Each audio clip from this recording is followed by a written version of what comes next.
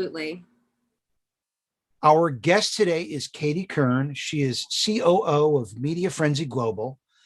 Prior to that, she ran her own lifestyle PR agency where she guided emerging fashion and lifestyle companies.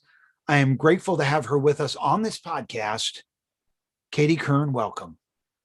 Thank you for having me. I really appreciate it. And I'm excited to have this conversation with you. Now, Katie, you started as a retail coordinator for Reebok. And today you're the partner at a major PR marketing agency with offices in Atlanta and London. How'd you pull it off? The leap from coordinator to where I am today, there's a long span in between there. So it does take look that long to me. It did take some time. That was one of the first jobs that I had out of college. And it was a very, very great launching pad for me. I got to work with a major global brand that I couldn't ask for anything better from a learning standpoint. You know, I was managing a, millions of dollar budget, retail marketing budget. Got to meet a lot of the players at the, different retail brands that Reebok actually sold into, like Macy's and Nordstrom, those types of brands, and really understand how to market in a retail environment. And I had a lot of fun. I traveled a lot. I got to meet a lot of great people, from celebrities to athletes, and really learn how to represent a brand at a high level. So it was a great learning ground for me. Now, as a little girl, you took Katie as your first name in school, but it's not your given name, right? It's not my given name. No, Katie was much more easier to pronounce, for sure. My given name, my birth name is Akate, is African in origin. And on the first day of school, it was always kind of an anxiety-ridden experience for me, because I got into class and the teachers would literally butcher my name, or didn't pronounce it at all. And they would just say my maiden name, which is Nelson. They would just say Nelson. And I would have to show them kind of the phonics and then pronounce my name correctly so that they could get it and pronounce it. So it's really kind of ironic, because, it's in my household, our names stood for something, and it's a pride thing that we carried that our parents, instilled in us, my sisters and I. And when we went out into society, it just was no longer accepted. It was kind of a burden for people to pronounce my name. So Katie was a nickname that was adopted that I've carried through to today. And what are your sisters' names? My two sisters' names, Kadada and Nzinga. And did they have a similar experience? Yeah, they both had a similar experience. It just happens to be not widely used names, in our country, and to make people for us to feel more accepted and not get ridiculed for those names. We kind of went with these nicknames that we all use today in our professional settings as well. Right. Right. Now, I know you're pretty bullish on Clubhouse, right? Yes, I'm definitely, I'm more of a listener than I am a host. I like to go in and just kind of listen to see what people have to say, and to see how people are utilizing it, from influencers to brands, to better inform our clients on the best way of utilizing Clubhouse. So not hosting, but more of a listener. I saw some of the groups that you had joined, and I joined a couple of them. I'm just sort of coming up to speed myself. How are you using it? Yeah, I mean, I think it's more for, since we're kind of, we're still in a pandemic, it's not necessarily, people aren't out and about. So they've utilized Clubhouse as kind of a virtual event platform where, people can go in and invite speakers to come in and speak on various topics. I'm very interested and passionate about diversity, equity, and inclusion in the workplace. So I do spend a lot of time in those types of rooms. And I get a lot of educational information from people who are experts in that field. And I also get a lot of information from people who are not experts and kind of exit stage left when I see that there's not, helpful information being communicated to this community of people. So it's a learning ground for sure. And just trying to figure out different ways for our clients to utilize the platform in various different ways. And events is one of them. Any specific ideas you're sort of playing with right now, or ideas you have for how maybe to, use Clubhouse for clients?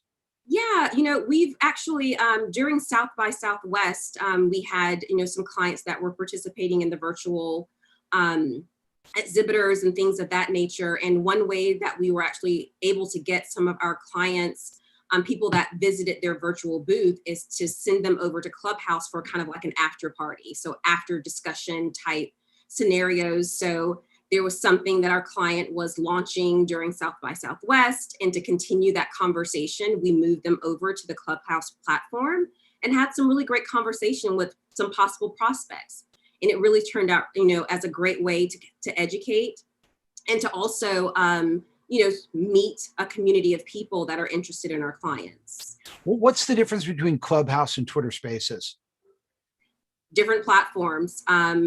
I believe that right now Twitter Spaces is in kind of like in pilot mode, beta mode right now. So there's certain people that they've allowed to get on the platform and utilize Twitter Spaces. I've been able to get in to Twitter Spaces, get invited to Twitter Spaces, different events that are happening.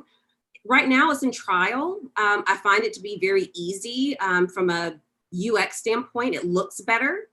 What is it? Explain it to us. What is Twitter Spaces? Twitter Spaces actually is a version of Clubhouse. There's a host, various hosts, there's listeners, but the UX of it is much prettier and much more sophisticated. And it's inside. More sophisticated than Clubhouse? Yes. So you like the UI of Twitter Spaces better than Clubhouse? I do. And it's inside of the Twitter platform. So there's a lot of things because what happens in Clubhouse is that you actually have to connect with people, leave the platform to connect with people on Twitter. That's how it's connected. And then when you're in the platform for Twitter Spaces, you're in that platform and you get to utilize the different features, which is the Twitter Spaces is one of their features. So I do find it to be a lot more sophisticated and advanced from a UX standpoint, but right now it's in beta, so there's not a lot of people that are in those conversations. So right now it's really, really intimate, very intimate, kind of when Clubhouse first started, because it's invite only. One of my favorite thought leaders, a guy I really respect a lot, Brian Solis, is a digital anthropologist and chief evangelist over at Salesforce. And I caught on Twitter that he was actually giving a keynote as part of Salesforce on Twitter Spaces this week. I didn't actually see it, but I thought, that's a pretty good idea that they got him for that. It's interesting because you can be following someone, but you have to be at a certain level or an active participant on Twitter in order to get invited to participate in Spaces. It's in that type of beta format right now. So it's going to be interesting to see how, when they actually literally launch and everyone's able to use it, I think it's going to be a little bit overwhelming because people use it for very non-work related things. I mean, I actually saw someone using it for a Price is Right type room. They were playing cards, Uno, in one room. It was all sorts of things that people use it for. But for me, it's really about going into those spaces. I follow hashtag marketing Twitter on Twitter. So I utilize those contacts and go into those rooms to kind of get more informed and educated on what people are talking about in our space. Interesting. Hey, let's talk for a minute about the Meghan Markle interview. Yes. So talk to me, what are your thoughts on what happened there? Help us sort of unpack what went down. And I'd be interested to know, in addition, as a public relations person, if you feel she got her message across effectively. That interview was done really well, and it was done by the right person. Oprah Winfrey is a master at interviewing. And I don't know if a lot of people understand that there's a lot of pre-work that goes into those types of interviews. It's not like she hasn't spoken to Harry and Meghan prior to that interview airing. A lot of work went into that interview. So when people see things like that unfold, it's not by chance. You know, some of the answers that are, you know, Oprah was actually given from Meghan and Harry. So it's for TV. It was done for entertainment purposes. So I think people have to really understand that from a PR perspective, because if she didn't have those sound bites to kind of intrigue everyone to tune in, not as many people would have tuned in. So I want to kind of put that out there as a disclaimer, but she asked the right questions. Meghan was very, very forthcoming with her answers. The way that she presented herself, she was very calm. She wasn't overly emotional. And I felt like she really resonated with, which was most importantly, Black women. When that interview was actually airing, the hashtag that was kind of going bonkers at the time was Black women at work. And the reason why, it's not a new hashtag, it's something that has been going on for quite a while, but that's a hashtag that Black women use who are in the workplace, who are being mistreated, and that's where they go to vent on Twitter. So that was a place where Black women were like, I finally felt seen. It took this opportunity, this interview with Meghan Markle, to uncover kind of the workplace, because, you know, the Crown is an institution in itself. And I think a lot of people know that now because of the movie, the miniseries, The Crown on Netflix. And it was very, very eye-opening for a lot of people. A lot of people respect and hold the Crown in high regard. But unfortunately, there's a lot of institutional racism that have existed forever. And now they were exposed. They were truly exposed. And unfortunately, I don't think from a PR perspective that they handled the response very well. They were very late to responding. It should have been an immediate announcement that came out. Probably not, they didn't say very much. It should have been advocating for Meghan, apologizing to Meghan for how they made her feel. And then they should have been able to take that offline and just kind of, you know, move on with the private move on with those matters privately. But from a PR perspective, they did not handle that well at all. And I think that Meghan and Harry in the US came out, you know, really shining, and people really, you know, empathizing with them for sure. If Oprah hired you for advice on how she might have improved the interview, is there anything you'd tell her? It's Oprah. So from that standpoint, it's Oprah, but she hired you. Yeah, you know, from that perspective, you know, it probably shouldn't have been so many of the shocking moments that are now memes, you know, that we all see. It should have been more of her kind of making sure that she wasn't trying to make it more of a drama, and really getting people to understand what Meghan went through while she was Meghan and Harry, what they went through.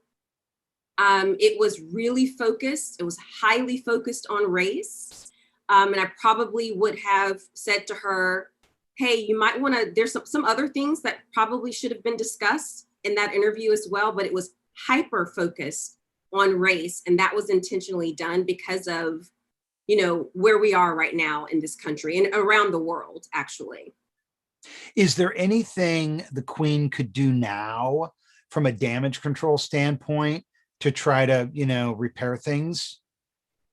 You know, it's interesting. I don't know if you've seen that they are looking for a diversity, equity, and inclusion person. The Royals are. They're looking to hire someone. That actually was just released, I think, this week. They're looking for someone to come in and help look at the inner workings of their institution and how they can do better moving forward.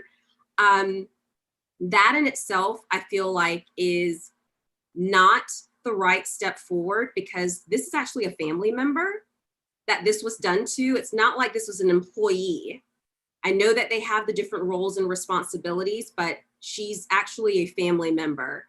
And the way that the Queen herself should have probably made a statement about her talking to Harry and Meghan to rectify this, because she wants to get her family back on the right track. I haven't seen anyone say that they're going to extend an olive branch to Harry or Meghan and try to really resolve this issue, because it's very public. It's very, very painful. There was a woman on the verge of committing suicide.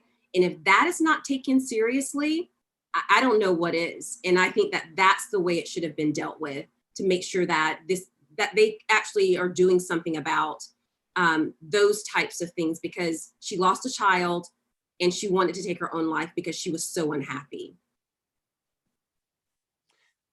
Yeah, difficult situation.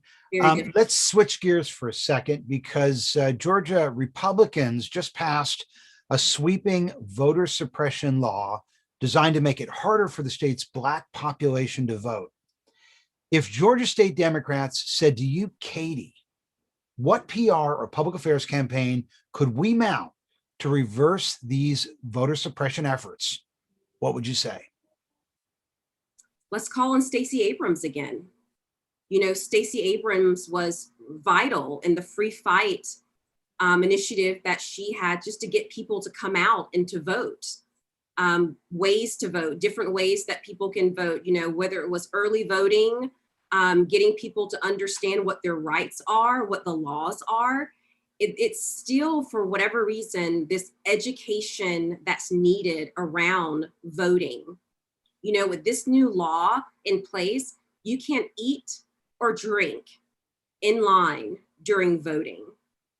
And we all know those lines in Georgia, I'm speaking of specifically because I'm hyper aware of it, they were long, hours and hours that people were waiting in line, having, older people not having access to water and food just to try to go to vote. And you would possibly get arrested, because this is something that, you're hungry or you're thirsty because you're waiting in a line that's 2 hours or more. This is the time for people to really think about how to educate everyone, not just Georgians, but everyone across the nation, that you have to understand what your rights are. And if you don't, then you are at risk from being someone who's going to be oppressed when you go and try to vote. So right now, I would put together an educational campaign. Let's make this go viral, because people need to know what their rights are. Because if you show up to the polls and you're not adhering to these new laws that are in place, there is a possibility that you may be arrested or turned away. How in the hell does anyone get a law like that passed? How could anybody vote for something like that? You live in the South, Georgia, Atlanta.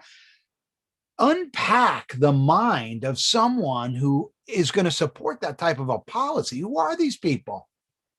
Unfortunately, it's people who want to keep the minorities suppressed. We saw what happened with Georgia. Georgia turned blue during the presidential election. It took an act of God and Black women to make that happen, because once again, Stacey Abrams was at the forefront of that movement.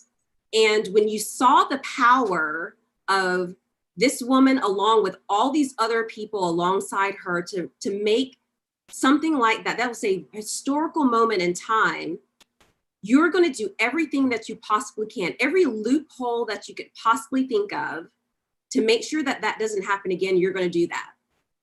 And unfortunately, there's a lot of people that are in office right now who don't belong there, who are not for all people. And that has to change. So we have a lot of work to do in Georgia when it comes to putting the right people in place so that we don't have these laws passed in the future. These social media bubble algorithms that increase session time by showing us more of the same content we're already looking at have really, for the first time in my lifetime, polarized white America. Mm. And for the first time in my life, white people don't agree on civic reality. Mm-hmm. And everyone has a different sense of what the truth is.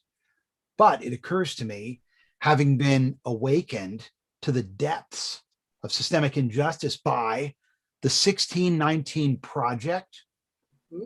the murder of George Floyd, and so many other popular movies like The United States versus Billie Holiday, that shared civic reality is really something people of color have never enjoyed in this country. And there's a different sense of what's real in the Black community than what's real in the white community. And you see this gap repeatedly lampooned on Black Twitter. You know, it's sort of a place to let off the steam and joke about it. So coming from that perspective of alternate civic realities, what would you like white listeners to understand about what it means to be Black in America today? You know, it really did take the murder of George Floyd to awaken a lot of people because, you know, so many of us have been coming to, you know, to the forefront saying there's racial profiling, there's injustices here in this industry, injustices here in that industry. And for whatever reason, white America just do not believe the grievances of Black people. They just cannot fathom that you could be discriminated against for whatever reason. And it took that moment in time, this video literally spread out and went viral. It was polarizing to see a man on the ground with someone's knee on their neck, choking the life out of them in order to wake people up.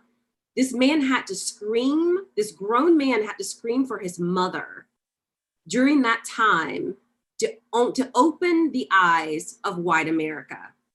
And to me, that's the hurtful part of not being taken seriously and not being believed.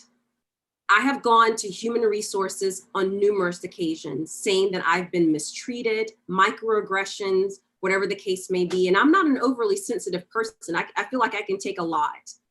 But if I go to, you know, a place where I feel like I should be able to feel included in the conversation and feel like these people have my back, and I'm told, I think you're overreacting. Being told that over and over again, at a certain point, you're just like, you know what? I give up. I just give up. I can't even deal with this any longer. And for white America, what I would like to say is believe Black people. When we tell you that there are injustices, when we tell you that there's microaggressions, when we tell you that we're not being paid equal to do the exact same job, when we say we don't have opportunities, believe us. And then ask us a question and let's have a conversation about it, because sometimes it's a lack of understanding that doesn't allow people to have that empathy. And I encourage people to get out of your bubble, get out of the suburbs, and really it's not about going to the projects, because that's done all the time. White people love to go to the projects and lift Black people up. I've never lived in the projects a day in my life. And I really want people to understand that it takes understanding in order to know how someone else is feeling, and then being able to have that discussion on how to move things forward. So my call, my rally cry to white people is ask us how you can help, and also get out of the way if you're not willing to. Last week on 60 Minutes, Lloyd Austin, the first African-American Secretary of Defense, and other top African-American military officials were interviewed about how they have to moderate their behavior to rise through the ranks. And they said things like, they had to have a less imposing posture. They couldn't be too loud. They had to be gentle with their language. They couldn't be too threatening. What has your experience been like as you've risen through the ranks professionally, and how have you moderated your behavior? Eric, it's interesting because code switching is real in the Black community. And when I say code switching, the way that I interact with family members or even friends that are Black will probably not be necessarily the way that I go into the office. I can't be my authentic self when I go into the office. I'm actually right now restraining myself from using my hands. So I lock my hands in place because if my hands are going too much, it's offensive to some people and to white people. They feel threatened if I'm moving my hands too much. And I see people do it all the time, professional people, CEOs of major corporations being very animated and moving their hands. But when a Black person, especially a Black woman, does it, it comes off as being threatened. And that's actually scientifically known. They've done studies on it. Even to the point where not raising your voice. If I'm passionate about something, it comes off as being angry. If a white woman is passionate about something, it comes off as being she's passionate. So I have to make sure that I'm speaking at a certain level, not to get someone, uneasy, to be around me. Even to the way that I look in a work environment. Yes, today I'm, a lot more casual because we're working from home, but you would normally see me in an office setting. My hair is normally straight. I'm very much buttoned up and pulled together at all times. I would never in a million years previously worn my hair in its natural state, because what happens? There's so many questions around it. Why is your hair like that today? What is your hair? What do you do with your hair? Why is your hair curly? Why is your hair straight? All these sorts of questions that becomes the topic of conversations on conference calls or in meetings with clients. And I'm feeling like, why are we having this conversation when we should be talking about something else? Because this conversation would never happen if this was one of my white counterparts. So it's offensive. And if you bring that to someone's attention, then that means that you're too sensitive, Katie. You cannot possibly think that someone was trying to hurt your feelings or make you feel uncomfortable. So I get it. It's very, very hard to navigate sometimes in these settings, but I've done it for so long, it's become second nature. So it really is, who is the real Katie Kern when she comes to work? Who knows? Because I've never been able to do that until recently, because I'm a partner at an agency and I have ownership. It's almost like you're damned if you do or damned if you don't, because on the one hand, you have to enable the unconscious bias of white people to get ahead financially, but at the same time, doing so perpetuates the same systemic injustice and racial inequality that created what's a sort of codependent nightmare. And I'm wondering if you feel like subjugating your own identity, which you did when you were a little girl with your name, to make others feel comfortable, is one of the reasons you've been so successful as a Black woman living in a racist country. Oh, absolutely. There's no question. I mean, I did everything that I possibly could do to erase my Blackness in order to be accepted in white America. Absolutely.